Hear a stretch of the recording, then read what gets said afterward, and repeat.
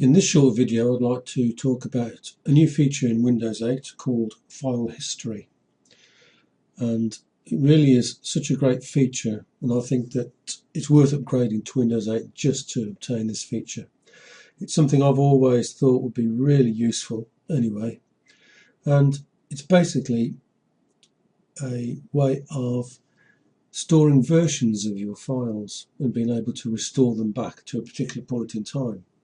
And it's all done in the background once you've set it all up. So let's just see how you would set it up in the first place. First of all, we'll get the control panel up, go to System and Security, and then there's an option there for File History, so you go into there. Now when you install Windows 8, File History is turned off by default. So when you first now go into this option, you'll see it's turned off, but then it will search to see if it can find anywhere where it could actually store the file history. And it so happens I've got another drive on this machine, backup, B for backup. I'll just show you that. I've got my local disk, which has got Windows 8 on, and a backup disk, B. So it decides that it'll put the file history onto the B drive. You've got an option of selecting another drive there. For example, if you wanted had a network drive, you could attach it there.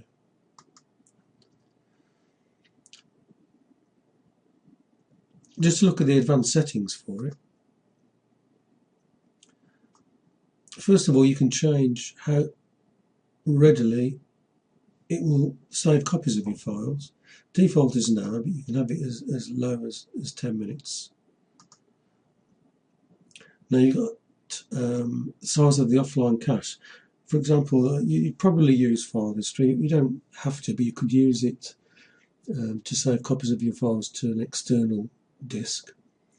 And if for any reason that disk wasn't attached when you booted up into Windows 8, then Windows 8 would still save copies of your files within its C drive until such a time as you reconnected that external disk, and then the external disk would then catch up with itself with any changes that you'd made on the under Windows 8.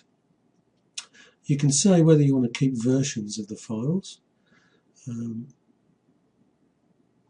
either forever, which is the default, or you can say 1 month, 3 months, 6 months. So I'll just allow for some housekeeping and to keep the disk in a reasonably usable state.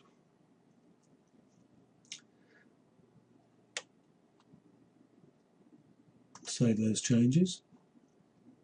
And now all you have to do then, before I go on, you can exclude folders as well. Any folders you want to exclude from this, but I don't see any reasons for it. This is an interesting screen actually here. Maybe I should just explain this, because the file history will only back up things which are under your libraries folders. So anything under documents, videos, music, or pictures in this instance. Libraries, you can add as many libraries as you want, call them whatever you like, but as long as the documents are under the libraries hierarchy, those are the ones that will be backed up by file history. Now, we're not going to have any exclusions, so all we have to do now is just hit the turn on button, and off we go. File history is on, and it's telling you there what it's copying. Apart from the libraries, it does copy what's on the desktop, any contacts you have, and any favourites you have. There's not much on here, so you can see this is actually finished now. But on a real system with lots of data, that's going to take quite a while to run in the background, maybe 3-4 hours, to sync up all of your documents. So that's how you set it up. Just turn that off for a minute. And just to show you now how it would actually work, or how it does work in fact.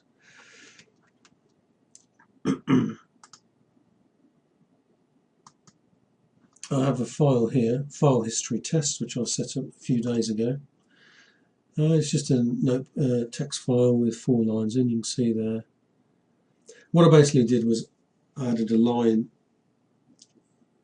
and then waited about 15-20 minutes and added another line until I added 4 lines into the file, just to show you how it works. I've got my file history set up to check for changes every 10 minutes. So how do we check what versions we've got available now of this file? If we highlight the file and then go up to the new ribbon bar, which is part of the new File Explorer, and was first introduced in Word 2007 or Office 2007, was it? You see there's an option here, History. So if I click that History button, it comes up and you can see I've got 4 versions of this file. This is 4 of 4, which always displays the latest one. And if it can display the contents, it will. Obviously with a text file or a Word document or something, you'll display it. If the file it's backed up is something which has a less familiar extension, then maybe you won't be able to display it within this, but it'll still come up and tell you it's got versions of that file. Let me just go back to the start. So you can see here, it copied, when I created this file, it found it and it copied it at about 1:15 on the 16th of November. And then the next version, which had 2 lines in, was copied about 20 minutes later, nearly 1:30. The next version at 13:57 with 3 lines in it. And finally, the last version at 14:27. And if I just want to go back to any of those versions, so let's go back to the version which has 2 lines in it. You just click that button there to say Restore to Original Location. It says it already is there, so you can replace it, or you can compare both files. So it knows it's already there, but let's just say replace it. And there you go. Now we can look at that file, and we see we've just got the 2 lines in there now. So that's how you just go back a few versions in the file. It's really good. It's, as I say, it's all done in the background. You don't need to worry about it. The other thing, it also, let's just close it down a moment. It also protects against file deletion. So for example, I decided to delete that file. It's gone there. Obviously we can go into the recycle bin, and if we wanted to we could undo the delete. But let's just say we want to empty the recycle bin now, so that's gone there. There's nothing left. We've deleted the file. We've removed it from the recycle bin. Now, how do we get it back now? Because obviously we can't click in here and go to the history tab or history button because the file's no longer in this directory. So how do we actually get that file back? Well, we have to go down to the control panel again, System Security, File History, and you see here there's a Restore Your Files with File History. So if we just click on that, you then come up to a hierarchy of all the files that have been saved with File History. You can see here, since I've been using File History, I've done 162 changes somewhere within the hierarchy. Anyway, we know where the file is that we want. It's in Downloads. There it is, File History Test. So we highlight it and we say Restore to Original Location. And there we are, back with the 4 lines. Simple as that. Such a great feature, it really is. And it can put your mind at rest if you're working on lots of different files and you're deleting this, changing that, and then you decide you've made a mistake. It's very easy using this system to go back to where you want to.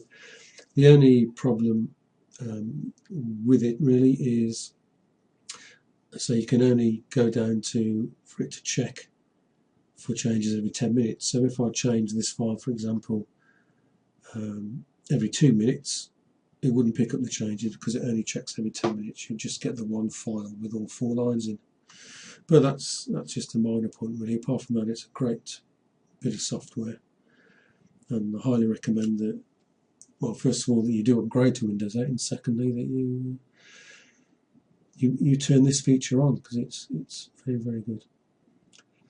It's not a replacement really for any other backup strategies you have. You should still have some other backup strategies in place, but this on top of anything else you have is a real good thing to have. So I hope that's explained just how that works.